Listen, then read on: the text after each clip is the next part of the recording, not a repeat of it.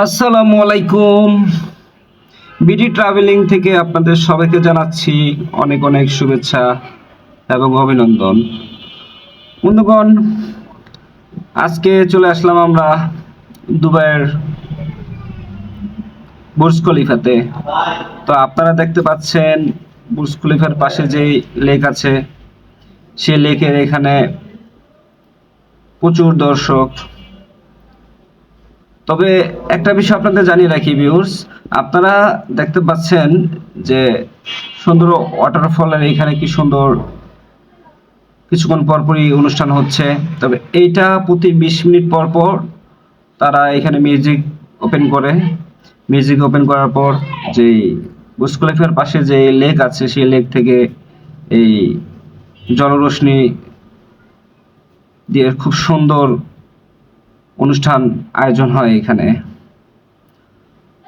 বন্ধুগণ, আমরা এই মুহূর্তে আছি দুবাইতে। তো দুবাই আসলে আসার পর বুঝতে পারলাম এখানে আসলে এই রাষ্ট্রটি মূলত এখানে পর্যটক নির্ভরশীল। একটা সময় আমরা শুনতে পেতাম যে আসলে দুবাই হচ্ছে তেল বিক্রি করে তারা চলে, কিন্তু আসলে আমরা যখন এখানে আসি তখন বুঝতে পারলাম যে এখানে এত পরিমাণ পর্যটক যে বলা বাহুল্য। তো একটা জিনিস আমরা স্পষ্ট হলাম যে তারা মূলত বর্তমানে আগাচ্ছে মূলত তারা পর্যটন শিল্প দিয়ে।